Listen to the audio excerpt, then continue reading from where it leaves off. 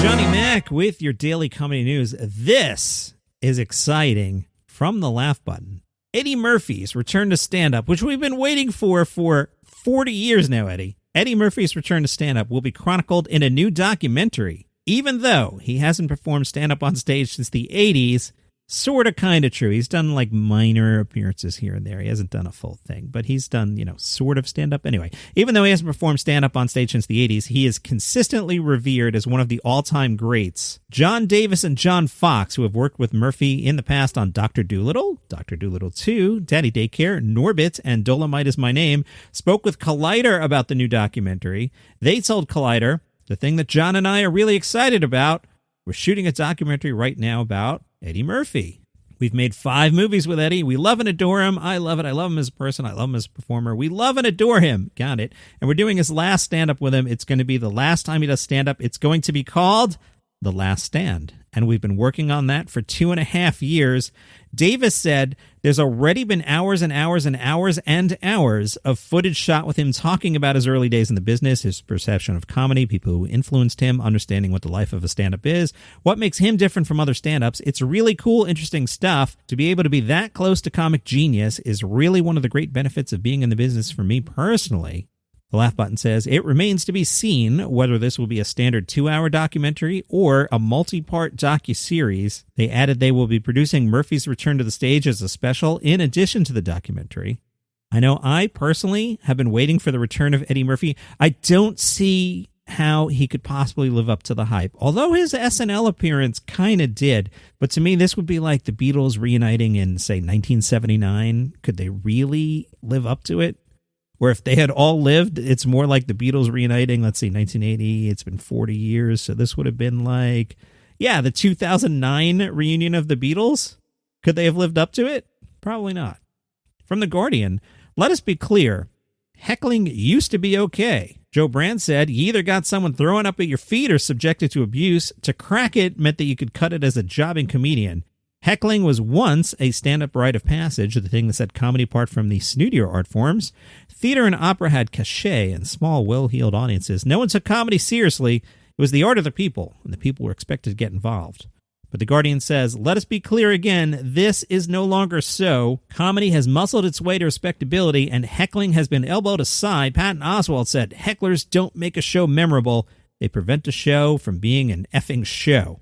Louis C.K. once told a female heckler, you are a bad person. You have a bad, mean heart. I really want you to think about what this is like for me and how awful this is to do to a person. It's hard to believe comedians don't like heckling, far less that they actually feel vulnerable to it. The conceit of stand-up is that comics are hyper-confident, in control, and they welcome a chat. There's an art form that masquerades as a spontaneous exchange. Often it starts with an unscripted back and forth between performer and crowd. Can a comedian rightly complain, then, when the crowd answer back? There's even the school of thought that says heckling involves stand-up because it keeps it inescapably alive. The most memorable moments are those of an unrepeatable surprise happening for one audience only. Comedy has ready access to those, so much that many a stand-up from Bob Hope to Andy Kaufman has planted their own hecklers in a crowd. And then there are those acts who thrive on backchat. Step forward, Jimmy Carr, and those who do nothing to invite it. If you know which ones are which and you're mindful of basic manners, then feel free to heckle if you dare. Jimmy Carr working an audience is amazing. If you were in the same city at any point as Jimmy Carr and he's taking the stage, go see Jimmy Carr.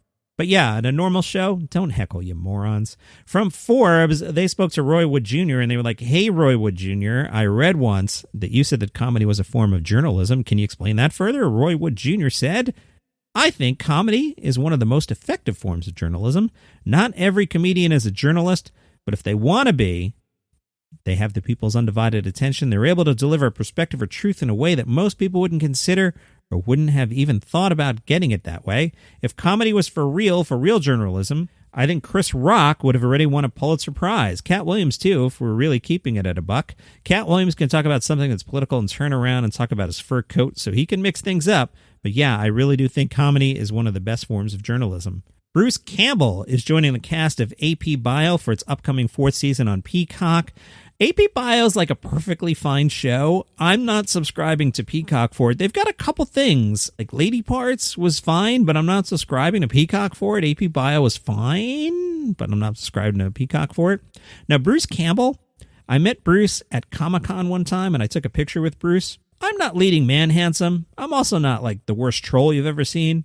But standing next to Bruce Campbell, who is leading man handsome, oh my goodness, I just felt like the ugliest human being on the planet. Bruce Campbell in real life, he's handsome, man. I know you've seen him on screen and you know that he's handsome, but in real life, dude is handsome.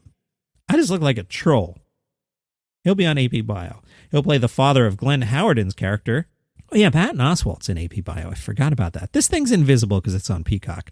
Bruce Campbell will guest star as John Griffin, father of Glenn Howerton's Jack Griffin in the series. An absent father to Jack most of his life, he recently had a spiritual awakening with hopes to reconnect with his adult son. From Fox News, your home for comedy news, comedian Adam Corolla criticized the comedy industry, saying, "For some reason, comedy used to be a counterculture thing, used to push back against the man. At some point, comedy turned into a popularity contest when it used to be a contest of who can make the most people think and get the most conversations started.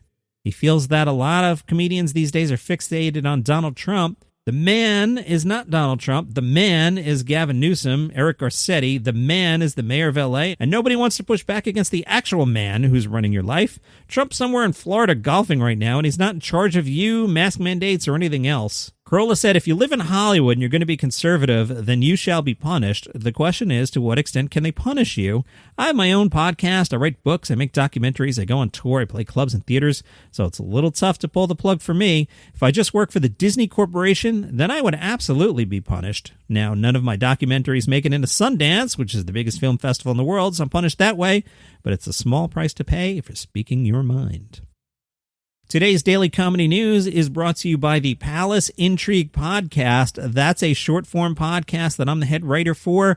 We talk about the royal family. And on behalf of the Palace Intrigue podcast, let me wish Meghan Markle a happy 40th birthday. We talk about Meghan every day. Palace Intrigue, it's a lot of fun. Here's the basic summary. And all we do is recap what the British tabloids are saying, but here's the basic summary. Kate Middleton, wonderful. She's just so wonderful. Harry and Meghan, though, boy, they're up to something. They are up to no good. Watch out for them. So they're having a 40th birthday at Harry and Meghan's place.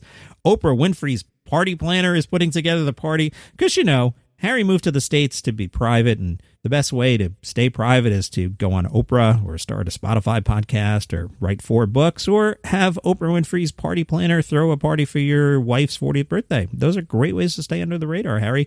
So you get the vibe, right? Palace Intrigue, wherever you get your shows. I keep forgetting to talk about these Kate McKinnon Verizon videos. Have you seen this? Kate McKinnon walking around in like 17-inch red high heels. How did Verizon manage to make Kate McKinnon look uncool? Like, I was starting to make a mental list of top 10 Saturday Night Livers. Now, let's put aside the original cast plus Bill Murray. Like, forget about those first 5 years. If we do everything from, say, 1980 on, because that original cast is just untouchable. And if we make a top 10 list, they're going to hog like 7 of the spots. So put that aside. Post-1980, Kate McKinnon is like top 10. I haven't actually made the list. Maybe I'll do it as weekend filler one time. But she's up there. She has just been amazing these last several years. And then this Verizon commercial comes on, and I'm like, you sucked all the coolness out of her. I hope you got paid, Kate, because it's bad. The trailer for Brooklyn Nine-Nine's 8th and final season is out. In the trailer, spoilers, we see Charles getting emotional at a big change. Maybe Jake and Amy are moving somewhere? Captain Holt learns about pictures of private parts. Jake and Amy realize neither of them is picking up their newborn child from daycare, and we finally find out how to say whoop. Brooklyn Nine-Nine returns to NBC August 12th. From the laugh button, charges have been dropped against T.J. Miller. Remember in 2018, he made a fake bomb threat call? He reportedly called 911 to tell them that a female passenger had a bomb in her bag. T.J. was released on a $100,000 bond. Now the charges against Miller are officially dropped by federal prosecutors. They said in their filing that Expert medical analyses and reports regarding the defendant's prior brain surgery and its continued neurological impacts, which cast doubt upon the requisite legal element of intent to commit the charged offense. That made me go, what? Well, the left button explains, after having a hemorrhage and multiple seizures, Miller did undergo brain surgery back in 2010, which removed a piece of his frontal lobe. In the filing, TJ Miller reportedly agreed to make full financial restitution for the cost of the law enforcement response to the false 9/11 call and to continue a thorough and necessary program of cognitive remediation to render any recurrence of such conduct most highly unlikely. Wow, just wow. From the MV Times, DJ Henry Dream Fund is holding a Comedy for a Cause night with late-night host Seth Meyers. That's today. The Dream Fund honors Dan Roy DJ Henry Jr., who was shot and killed by a police officer in Pleasantville, New York in 2010. In an effort to create something positive out of the tragedy and to honor their son and brother, the Henry family established the Dream Fund to provide financial support to Massachusetts children between the ages of 5 and 18 to participate in community-based programs such as sports, performing arts, and summer programs. You can find out more at the Dream Fund website, bit.ly/Dream Fund Myers. Great job, Seth Meyers. And that is your comedy news for today. You can follow this show on Spotify, Google Podcasts, Apple Podcasts, wherever you get your shows. Happy birthday, Meghan Markle.